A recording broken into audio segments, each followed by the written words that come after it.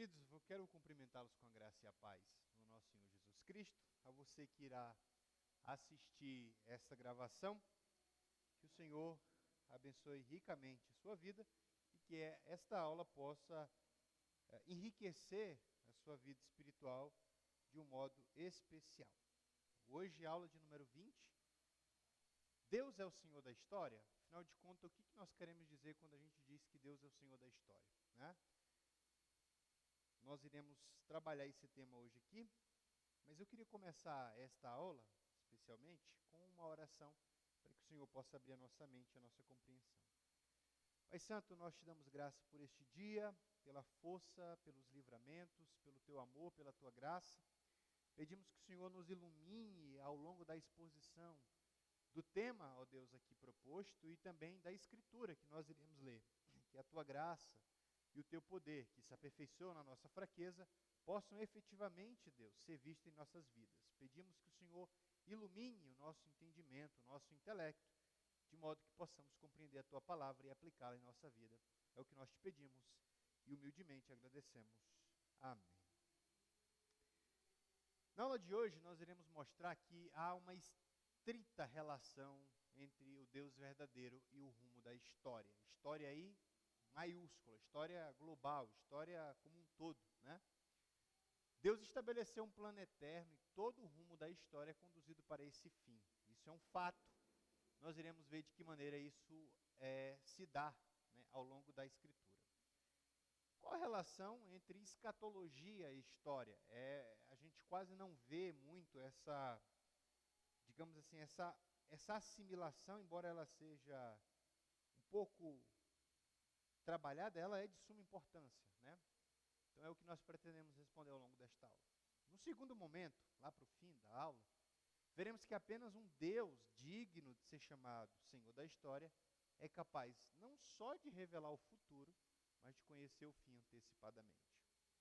Deus é o Senhor da história, é o que nós veremos agora com a leitura de um texto, Isaías capítulo 46. Isaías capítulo 46, o livro de Isaías como um todo, querido, ele, além de alguns capítulos em que o profeta traz juízo contra algumas nações, é um livro que mostra a grandeza de Deus, é o livro que profetiza mais vezes a respeito do Messias, e é também um profeta de muita importância dentre todos os profetas do Antigo Testamento. Isaías profetizou para o reino do sul, que é Judá e Jerusalém, mas em alguns momentos da sua vida ele também profetizou para o reino do norte, que é Israel. Então ele pega, digamos assim, os dois lados do reino. O reino do norte, cuja capital era Samaria, Israel, reino do sul, cuja capital era Jerusalém, Judá. Então ele profetiza para os dois lados aí, digamos assim. O texto diz assim, Isaías 46, Bel se encurva, Nebo se abaixa, seus ídolos são colocados sobre os animais, sobre as bestas. As cargas que costumáveis levar são pesadas para as bestas já cansadas. Juntos se abaixam e se encurvam, não podem salvar a carga, mas eles mesmos vão para o cativeiro. Ó linhagem de Jacó, e todo o restante da casa de Israel, vós a quem tenho carregado desde o ventre materno e segurado desde o nascimento, ouvi-me, e eu serei o mesmo até a vossa velhice, e ainda na vossa idade avançada eu vos carregarei. Eu vos criei e vos levarei, sim, eu vos carregarei e vos levarei. Com que me comparareis? A quem me guardareis? E me comparareis, para que sejamos comparados. Os que gastam o ouro da bolsa e pesam a prata nas balanças, pagam salário ao ourives, para que ele faça um Deus. Prostam-se diante dele e o adoram. Eles o põem sobre os ombros, levam-no e colocam no seu lugar, e ali permanece. Não consegue se mover do seu lugar. Se recorrem a ele, não dá nenhuma resposta, nem livra alguém da tribulação. Lembrai-vos disso e considerai, trazei-o à memória, ó transgressores. Lembrai-vos das coisas passadas desde a antiguidade, que eu sou Deus e não há outro. Eu sou Deus e não há outro semelhante a mim. Verso 10, muito importante.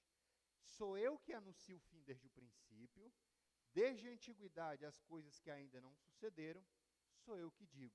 O meu conselho subsistirá e realizarei toda a minha vontade. Chamando do Oriente uma ave de rapina, aqui uma referência à Babilônia, tá? E de uma nação distante, o homem do meu conselho. Sim, eu disse e cumprirei essas coisas. Estabelecerei esse propósito e também o executarei. Perdão, essa ave de rapina, esse homem do meu conselho, aqui é uma referência ao Império Medo-Persa. Lembrem na imagem de Daniel lá, que quando Daniel vê na figura, acho que no capítulo ali 7, ele vê o bode e o carneiro. E o bode é uma referência ao Império Medo-Persa. Essa imagem aqui da ave de rapina é uma referência muito provavelmente ao Império dos Medos, tá? E esse homem do meu conselho é assim que Ciro é chamado. Ciro é chamado na Bíblia de meu ungido, tá? Isaías, Jeremias, capítulo 51. A gente vai já ler esse texto. Então aqui, percebam que aqui a gente está falando da queda dos ídolos de Babilônia. Isaías 46. Então aqui a profecia é contra a Babilônia e não a profecia a favor de Israel, chamando Babilônia, tá? Só para corrigir aqui. Chamando do Oriente uma ave de rapina, de uma nação distante, o homem do meu conselho, sim, eu disse e cumprirei essas coisas. Estabelecerei esse propósito e também executarei. Vós de coração rebelde, que estáis longe da justiça, ouvi-me. Faço chegar a minha justiça e ela não está longe. A minha salvação não tardará, mas estabelecerei a salvação em Sião e a minha glória em Israel. Só lembrando que, naquelas aulas de Daniel, nós falamos que Babilônia era tanto um instrumento que Deus usou para corrigir a nação de Israel, só que Deus não deixou de corrigir a nação que corrigiu Israel, que é Babilônia. Então, Babilônia foi devastada. O Império Medo-Persa arrasou Babilônia, como Deus havia predito, que chegaria um tempo que a medida de pecado de Babilônia estaria contada e Deus puniria a Babilônia. Isso de fato aconteceu na história. Isso é revelado não só no livro de Daniel, mas na história como um todo. Tá? Algumas informações rápidas aqui sobre o livro do profeta Isaías e Isaías como um todo. Se nós pudéssemos dar um título a Isaías, nós poderíamos dar um título que é dado a um pregador, que é Charles Spurgeon. Spurgeon é conhecido como o príncipe dos pregadores. Nós poderíamos chamar Isaías de príncipe dos profetas. Não seria nenhum exagero. Por quê? Ele é o mais longínquo dos ministérios proféticos na Bíblia, porque o ministério de Isaías demora quase 40 anos. Tá? É o mais extenso de todos os profetas, e nós temos 12, né, dos chamados menores da Bíblia. Se juntar todos, né, essa divisão maiores e menores não tem a ver com a importância, tá, pessoal? Na nossa Bíblia protestante, está assim dividido. Profetas maiores, aí você tem Jeremias, aí você tem Isaías, Ezequiel, porque o tempo que eles tiveram é maior do que os 12 profetas menores juntos, que tiveram um ministério bem curto. Então não é nesse sentido maior ou menor, no sentido de importância, mas de tempo de ministério.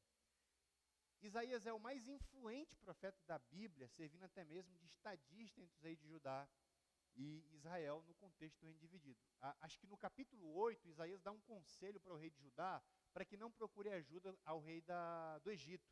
Então Isaías era alguém muito influente, e tão influente que quando, por exemplo, no capítulo 6, que ele tem aquela visão, ele lamenta, ele diz assim, no ano em que morreu o rei Uzias, muito provavelmente ali, Isaías tinha em torno de 20, 25 anos, estava no começo da vida, o rei, muito importante, Uzias foi um rei muito importante, está morrendo, e ele vê sem perspectiva o que vai ser da nação que ele tanto amava. Então, no capítulo 6, ele lamenta a morte de Uzias. É o que mais profetiza acerca do Messias, o que lhe rende o título de profeta messiânico. Por exemplo, lembram do capítulo 53 de Isaías?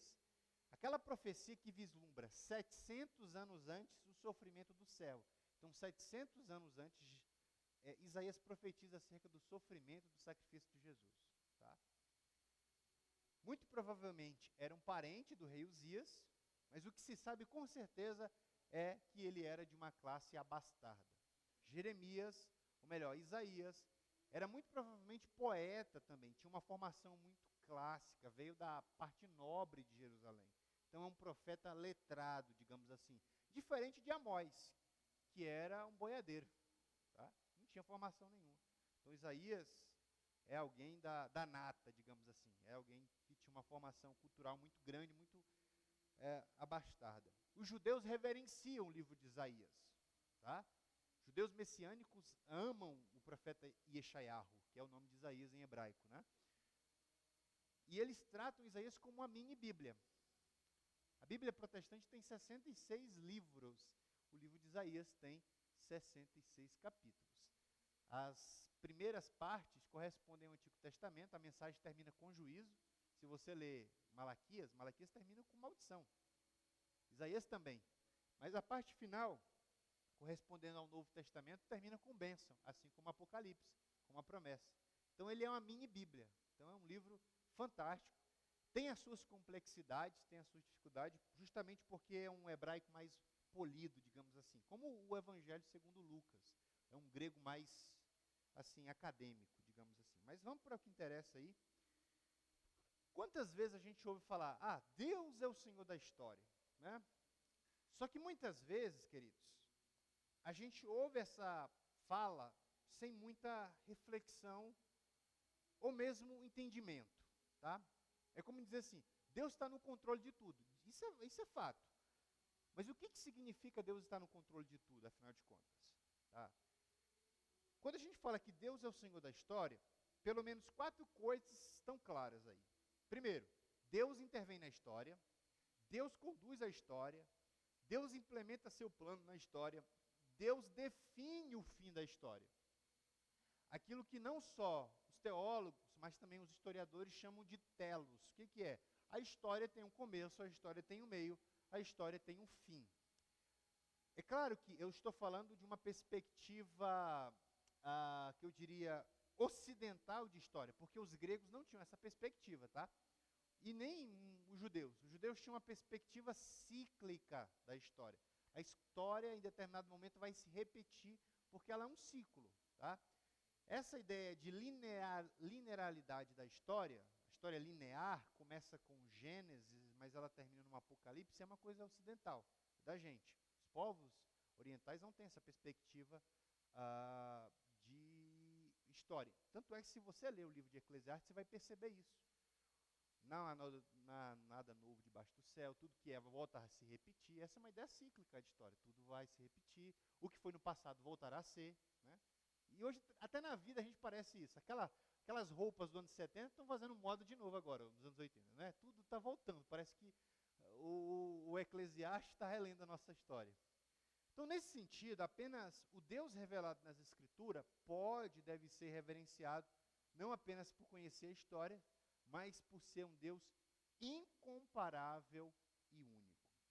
Deus é o Senhor de tudo e sobre todos. Isso não é uma alegação, isso é um fato, né? Porque, por exemplo, na mitologia grega, os deuses são mais parecidos com humanos do que com Deus mesmo. Os deuses na mitologia grega, especialmente se você pegar o panteão greco-romano, eles brigam, eles têm muitos ciúmes, eles estão a intrigas, eles estão digladiando entre si. Enfim, os deuses têm mais, digamos, não que o Deus bíblico não tenha, mas ele é um Deus que está num patamar acima de todos os outros. O Deus da Escritura é um Deus que se distingue em todos os aspectos de qualquer coisa que a gente possa pensar como Deus. É por isso que os escolásticos, eles tinham um conceito para tratar de Deus. Quando um teólogo da escolástica, seja da escola tomista, seja da escola, por exemplo, agostiniana, mais especificamente escola tomista, ia tratar de Deus, usava-se um conceito que era teologia apofática. Apófase significa o Deus que não é. Explico melhor. É mais fácil dizer o que Deus não é do que dizer o que Deus é. Porque qualquer tentativa de dizer o que Deus é, deixa alguma coisa sobrando. Deus é amor, mas ele é mais alguma coisa. Então acaba limitando. Então os teólogos escolásticos preferiam dizer que Deus não é isso, não é aquilo, porque tentar definir Deus é impossível. Ele não cabe em nenhuma categoria. A gente chama isso de teologia apofática. Então, isso é um ponto interessante para a gente começar a pensar o que significa o Deus da história. Veja, Isaías 43, versículos 11 e 13, diz assim: Eu sou o Senhor, e além de mim não há Salvador. Desde toda a eternidade eu sou, e não há ninguém que possa escapar das minhas mãos. Agindo eu, quem impedirá? Esse eu sou, claro, ele reflete aquela revelação que Moisés tem na sarça, quando ele pergunta para Deus: quando eu chegar diante do faraó? Êxodo 3, 14. E ele me perguntar: em nome de quem eu sou enviado? Eu digo o quê? E aí o Deus que se revela a Moisés diz: diga que o eu sou, o que sou, te enviou. A palavra hebraica lá é Ashet, Aré, Axé. Aré, Axé, Aré, Axé. Aré significa eu sou o que sou. Só que eu sou o que sou é uma tradução aproximada, porque tenta definir eu sou o que sou, eu sou o que serei, sem que a sua cabeça não fique assim, um tanto que meio fora do lugar. Então assim, eu sou o que sou é o nome que o judeu nunca pronuncia. Sabe quando a Bíblia diz nos 10 mandamentos: não tomarás o nome do teu Deus em vão? Não é Deus o nome, é eu sou o que sou. Então o judeu nunca vai dizer eu sou o que sou.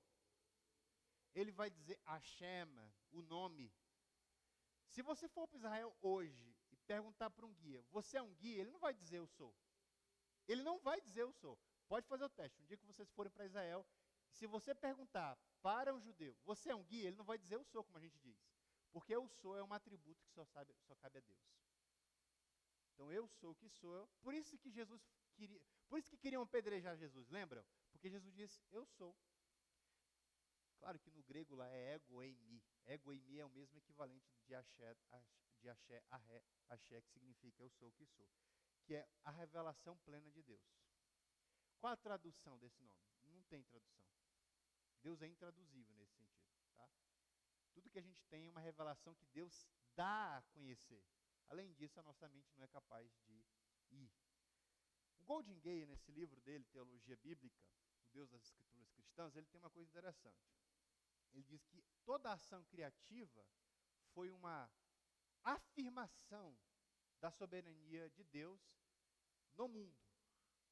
Deus cria o mundo, Deus sustenta o mundo, Deus governa o mundo, Deus controla o mundo.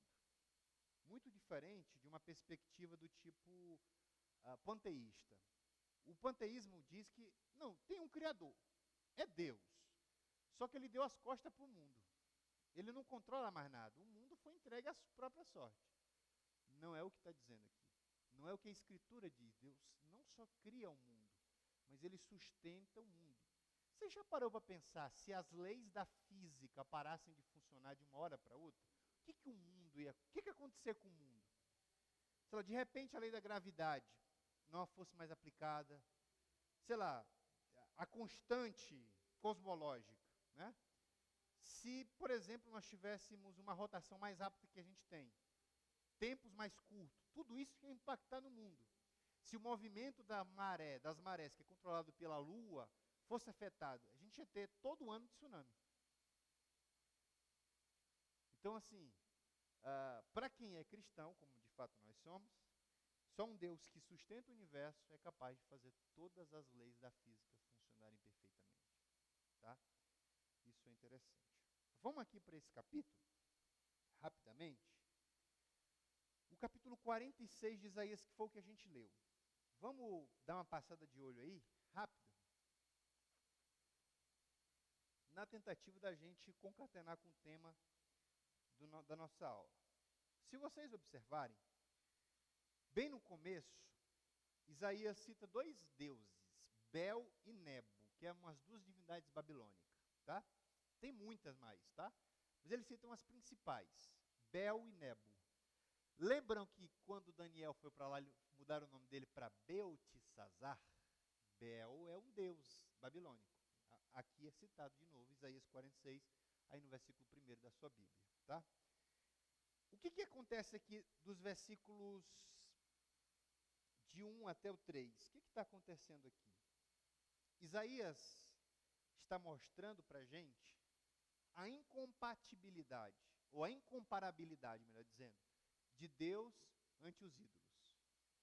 Não é uma comparação possível, porque Deus está muito acima da sua criação. Deus cria, mas ele não se confunde com a sua criação. Porque a criação está aqui e Deus está muito acima da criação. Deus, nesse sentido, extravasa a criação. O ídolo que é citado aqui não é uma comparação, embora Isaías está falando de uma comparação entre Bel, Nebo e Deus, ou entre os ídolos e Deus, é o que ele está no 46 aqui. Ele está dizendo que a soberania e a grandeza de Deus aqui são apresentadas em maneiras de contraste. Veja só, os deuses precisam ser carregados. Olha o versículo 1. Eles não se curvam, precisa que alguém leve, precisa que alguém sirva, precisa que alguém os carregue. E Deus, na verdade, faz exatamente o contrário. Perceba aí no versículo 4, que é Deus quem carrega Israel. É Deus quem ajuda Israel. O ídolo precisa ser ajudado. O ídolo precisa ser carregado. Mas o Deus de Israel é o Deus que carrega Israel até a sua velhice. Uma ideia de que Deus jamais deixará ou abandonará o seu povo. Então, veja, o ídolo é um Deus que precisa de ajuda em mãos humanas para cumprir seus propósitos, supostamente. E aqui, não é só a idolatria do ídolo, seja ele de barro, ouro, bronze, qualquer que seja. É todo tipo de adoração que não a Deus. Porque quando o homem tira a sua visão de Deus, ele acaba transformando qualquer coisa ao seu lado em um Deus. Às vezes é o dinheiro, às vezes é o poder, às vezes é a riqueza, às vezes é qualquer coisa. Isaías está dizendo, está vendo aí, os ídolos de vocês precisam ser carregados. Só que eles não vão poder livrar vocês, falando para a Babilônia, do cativeiro. Olha aí o versículo 2 no finalzinho. Eles mesmos quem? Os ídolos, não poderão salvar vocês do cativeiro.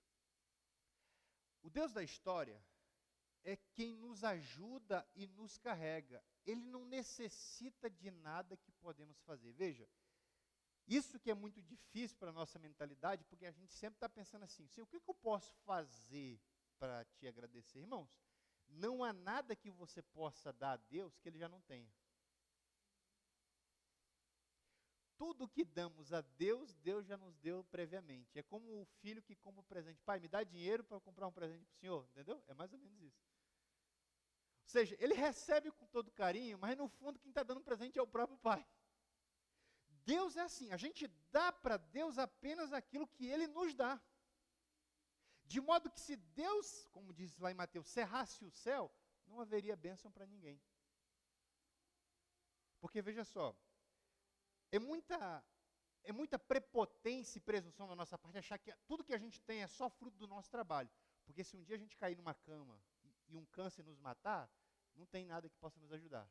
O nosso trabalho vai acabar. Ou seja, se Deus nos der saúde para trabalhar, o trabalho não pode fazer nada por nós. Se Deus nos der graça na caminhada, o desânimo não pode nos matar. A desesperança pode nos cegar. O que Isaías está dizendo, o ídolo é feito à imagem de vocês. E é ídolo para tudo. Se você for na Índia, eu tenho um amigo que serviu como missionário na Índia, ele disse que lá parecia a Corinto, quando Paulo chega em Corinto, lá em Atenas, tem Deus para tudo lá. Rato é Deus na Índia. vaca é divina na Índia. Então, o homem cria uma série de deuses para satisfazer os seus desejos. E é interessante quando a gente olha aqui, que o Deus da história é um Deus que, pelo contrário, carrega o mundo inteiro, a nossa vida, a nossa família, a nossa casa, sem se cansar em nenhum momento. Por isso que no Salmo 121, acho que, se não me falha a memória, o salmista diz: eleva os meus olhos para os montes, de onde me virá o socorro? Meu socorro vem do Senhor, que fez os céus e a terra. Então, o socorro não vem de baixo, o socorro vem de cima. Então, é de cima do Deus Todo-Poderoso que nos sustenta que vem a graça para nos salvar. Então, Deus é tão pleno que, em termos aristotélico-tomistas, Deus é plenamente atualizado, ou seja, pleno em seu ser. Quando a Bíblia diz, e Deus descansou, lá no 7º dia, não é porque Deus estava cansado, gente. Deus não se cansa. Primeiro que Ele é um espírito. É que não tinha nada mais para fazer. Tudo foi acabado. Ele olhou e disse, tudo é muito bom. Quando eu digo que Deus é pleno, eu digo que não há nada que falte em Deus. Tomás de Aquino, que escreveu muito, tá? Ele vai usar Aristóteles para isso, ele vai dizer que Deus é totalmente atualizado. O que é isso? Eu vou explicar para quem não é da filosofia aqui. E eu acho que ninguém é, né? Veja só, existem dois conceitos que Tomás de Aquino pega de Aristóteles, que é ato e potência. Considere um ovo. Galinha pôs um ovo. Aquele ovo é, em potência, uma galinha. Mas, por enquanto, é só um ovo. Mas ele pode vir a ser o quê? Uma galinha. Se você pega um ovo, choca esse ovo e nasce uma galinha, agora aquele ovo, que era uma galinha, mas não uma galinha plena, é uma galinha que ainda é ovo. Agora ela é uma galinha total. Ela foi totalmente atualizada. Não há mais mudança nenhuma. Então, em termos aristotélicos, ou em termos tomistas, Deus não pode ser melhor. Porque melhorar implica que Ele não é tão perfeito. Deus não pode ser pior, porque implicaria que Ele não é Deus. Ou seja, Deus é isso. Ele é. Sem mudança, sem variação, sem sombra. Ele não pode ser melhor, Ele não pode ser maior, e Ele não pode ser além do que Ele já é. Ele é pleno, Ele é total, Ele é... Não dá para acrescentar nada. É isso. Parece fácil, mas a gente passa, às vezes, um mês discutindo isso numa sala de filosofia, sem sair do lugar. Só para dizer que Deus é. O que significa isso? Ele é, eu sou o que sou. Imagina, você chegando para se apresentar, para pegar um currículo e alguém pergunta para você, quem é você? Eu sou o que sou. Disse tudo, né? E disse nada ao mesmo tempo. Veja, isso aplicado a Deus está dizendo, eu sou pleno em si mesmo, não necessito de absolutamente nada. Esse é o Deus que você serve, que não precisa que alguém lhe ajude, porque Ele é pleno de si. Olha o que Paulo vai dizer. Atos capítulo 17, versículos 24 e 25.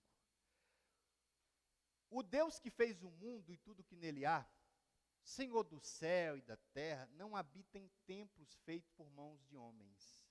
Tão pouco é servido por mãos humanas, como se necessitasse de alguma coisa. Pois Ele é o mesmo quem dá a todos a vida, a respiração e todas as coisas. Veja, Deus não precisa nesse sentido. Mas aqui o ídolo precisa. Veja, o ídolo, de quando em quando, precisa de uma reformazinha. O Deus soberano é imutável. Se você ler aí Isaías 46, versículo 4, ele fala justamente isso. E, queridos, eu não falo só dos ídolos que os católicos adoram. Porque muitos evangélicos têm os seus ídolos também. Que tem pé de barro, mas tem. O que é, afinal de contas, idolatria? A gente sempre quando fala de idolatria, lembra dos católicos, porque adoram imagens, né? E, de fato, a Bíblia proíbe fazer imagem. Qualquer representação da divindade é proibido lá no Levítico. E no Números também. Mas idolatria, no sentido pleno, é tudo aquilo que ocupa o coração do homem e tira Deus do lugar. Às vezes, pode ser a sua família, pode ser seu ídolo. Às vezes, pode ser o seu sucesso. Você é tão bem sucedido na sua carreira que o seu sucesso subiu no seu coração. Tudo que tira Deus do primeiro lugar da sua vida é um ídolo. Tem pés de barro. Chegará o dia em que esse ídolo vai cair. E você vai ver que só Deus é pleno na nossa vida. No versículo 6 aí de Isaías 46, os ídolos são criados por um artífice segundo a mentalidade de quem o faz. No caso, o ourives, que mexe com ouro. O Deus soberano é o criador de tudo e de todos. Ou seja, aquela pergunta que a gente tem no primeiro dia de aula. E aí, quem criou Deus? Pergunta que o próprio René Descartes, no discurso do método, vai tentar responder. Responde, de fato. Né? E nas meditações metafísicas também ele vai responder essa pergunta. Mas é uma pergunta que não tem sentido. Você perguntar quem criou Deus, é o tipo de pergunta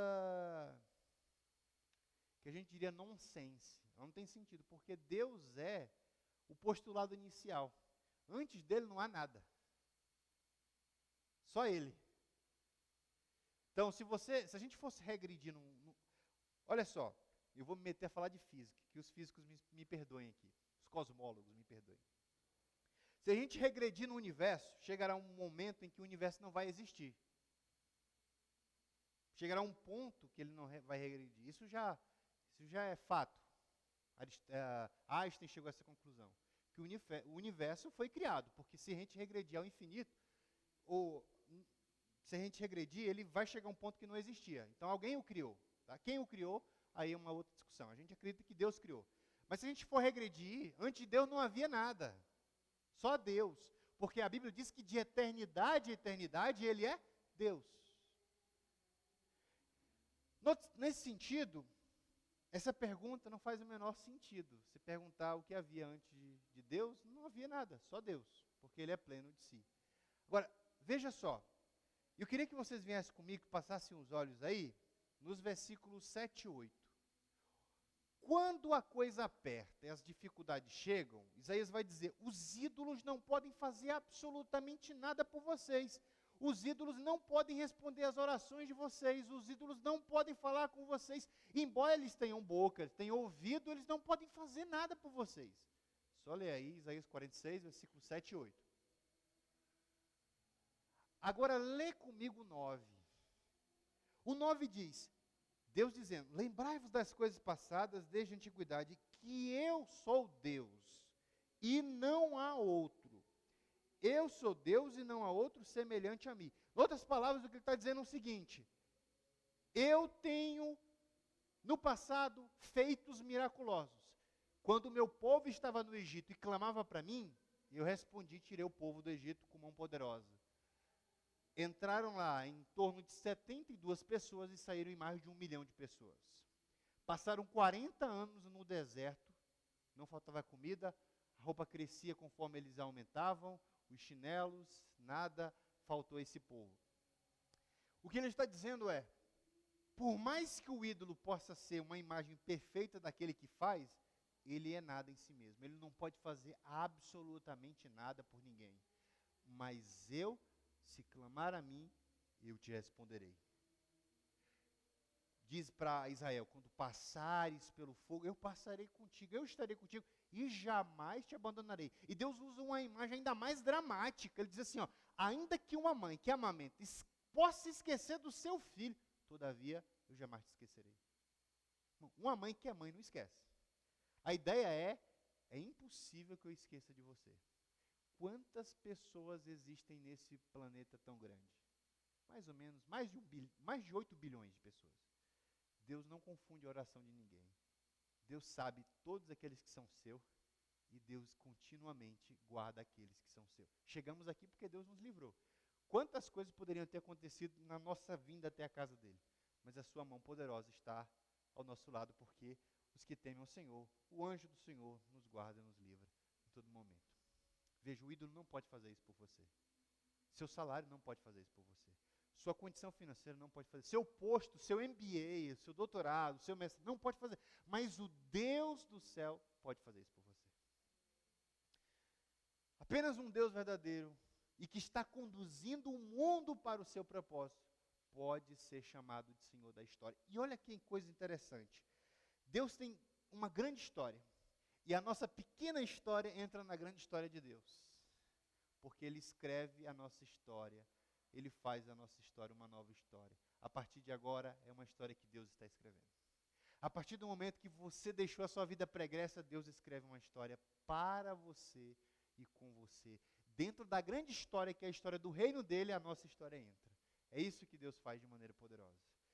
E das coisas passadas já não me lembrarei mais. Quando Israel sai do Egito, ele diz assim, ó, a partir do momento, esse vai ser o primeiro dia, o primeiro mês, o primeiro ano. Sabe o que Deus estava falando para Israel? Esqueça tudo que vocês estavam vivendo, porque de agora em diante o que vocês vão experimentar é muito mais extraordinário do que os 400 anos que vocês passaram lá naquele perrengue no Egito, porque o que eu vou fazer agora, isso tem que ser registrado para todo sempre. Só um Deus soberano é capaz de fazer isso. No versículo 10, essas qualificações de Deus aí são apresentadas. Primeiro, sou eu que anuncio o fim desde o princípio. Deus intervém. Deus implementa seu plano na história. Deus conduz a história, a nossa e a do mundo. E Deus já sabe o fim, pois Ele definiu desde já. A história dos impérios, profetizada em Daniel 2, 7 e 11, é uma prova de que por trás dos reinos do mundo, faltou aqui, né? Há muito mais do que podemos ver ou imaginar. Há um Deus que tira reis, põe reis, porque é um Deus que está conduzindo a história maior para um fim. O fim é, o seu reino vai ser estabelecido. Todos os reinos humanos vão passar, assim como vão passar todos os impérios, mas o reino do seu filho permanecerá para sempre. E é curioso, Golden Gate diz, Deus implementa seu propósito no mundo por meio desses agentes. E a gente quando a gente olha para a história do mundo, a gente pensa assim, não é possível que está dando certo, porque as coisas não estão bem. Parece, irmãos, porque a gente só sabe o que está acontecendo aqui. Agora, imagine se você tivesse, não sei se seria assustador ou alegre, né, ter a antevisão dos fatos. Saber o que vai acontecer daqui a, 1000 anos. Deus não só sabe o que vai acontecer, Ele já definiu como vai acontecer. Desde o fim, desde o princípio eu anuncio o fim. Isaías capítulo 46, versículo 10. Então, a gente precisa entender uma coisa interessante. No 11, Deus lembra que a Babilônia era uma ferramenta de Deus para disciplinar o seu povo. E que, de fato, Deus traria alguém que iria corrigir Babilônia.